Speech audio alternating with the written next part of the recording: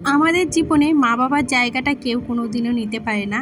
একজনা না থাকলে না আমাদের জীবনে ওই শূন্য জায়গাটা কিন্তু শূন্যই থেকে যায়।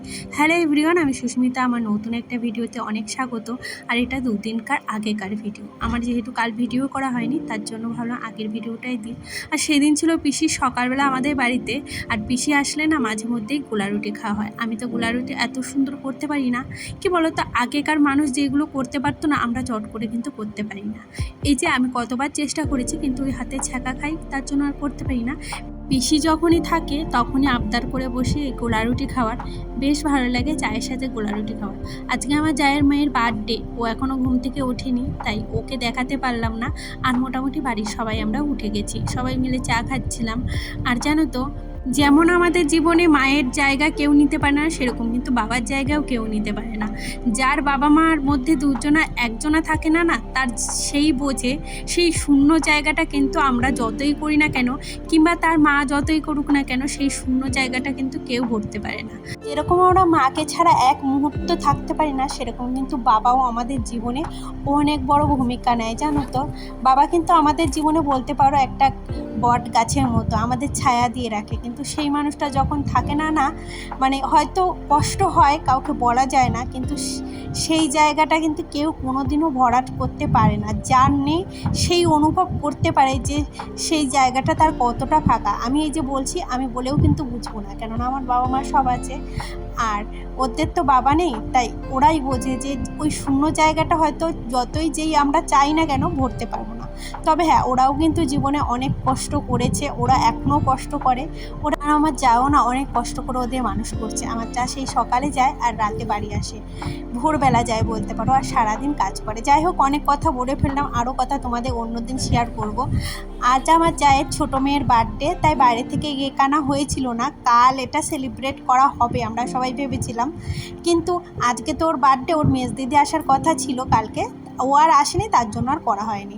তার জন্যই যে আমার জায়ের বড় মেয়ে বাড়িতেই বলল আজকে একটু কেক কাটতে হয়, তো তাই বাড়িতেই কেক বানায়। আমার ঘরে বসে কেক বানাচ্ছিল। আর আমার মেয়ে ওকে ভীষণ বিরক্ত করছিল, মানে ওকে ঠিকমতো করতে দিচ্ছিল না, ওই সব করবে। ওইদিকে গ্যাসে কেকটা বসানো হয়ে গেছে রেডি করার জন্য। আর এদিকে কিছু কোটো ধুয়েছিলাম, সেগুলোই আমি সুন্দর করে গুছিয়ে রাখলাম যাতে পরে তাড়াতাড়ি পেয়ে যায়। আর এরপরে আমি স্নান করতে যাবো। মোটামুটি ওরা কেক বানাচ্ছিল, আমি সমস্ত কাজ কমপ্লিট করে এসেছি। আর স্নান টান করে এটা বলতে পারো ওই বিকালের দিকে, মানে কেকটা কাটা হবে, আর তার আগে একটু বের করা হয়েছিল।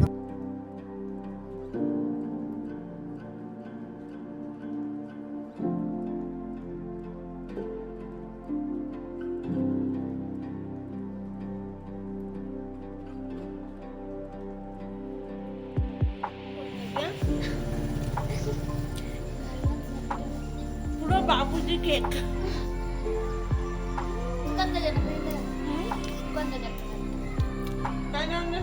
বাবুজি দেখতো, আমি তাই করলাম। বাবুজি কেক বানাইছে, কি কেক বানাইছে, গলাতে রাখতেছে না, আটকে যাচ্ছে গলায়। কবে তো তাই আবার বলতেছে এরকম ভিডিও করে না। কত কষ্ট করে নামাচ্ছি যে গলা দিয়ে, সে খালি আমিই জানি। ওই দেখ সামনে কতগুলো কেক কাটা কমপ্লিট হয়ে গেছে, আর কোনো মতো কেকটাই কেটেছে, আর কিছু হয়নি। কালকে ভেবেছিল করবে, কিন্তু মেজদিদি তো আসেনি, তাই আর হয়েছিল না সেদিন।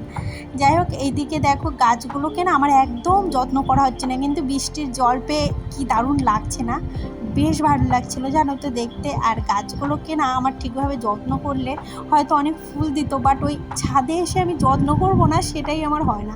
আমি এতটা আলসেমি। তারপরে নিচে নেমে এসে সন্ধ্যা দিয়েছিলাম। আমার যা কালকে মার্কেট থেকে অনেকগুলো গাঁদা ফুল এনেছিল, আমাকে কিছুটা দিয়েছিল, তো সেটা দিয়েই পুজো দিয়েছিলাম। আর ফুলগুলো না খুব সুন্দর ছিল। যাই হোক, তারপরে রাতে আজকে রান্না করেছিলাম ডাল আর আলু ভাজা। কী বলো, ডাল আলু ভাজা পেলে না আমার আর কিচ্ছু লাগে না, এত ভালো খাই। আর এই যে আমার বর বাজার করে এনেছে, এগুলো আর আমি আজকে এখন ঢালবো না, কেননা আমার শরীরটা না আর ভালো লাগছে না, মানে পারছে না। আর আমার মেয়ে যে সুন্দর করে গুছিয়ে রাখলো, বলছে দাও মা আমি গুছাই। আর সাথে এনেছিল একটা মানে সর্ষের তেল আর ডিম। আজকের মতো টাটা, দেখা হচ্ছে আবার নেক্সট ভিডিওতে। ভালো লাগলে প্লিজ একটা করে লাইক করে যেও।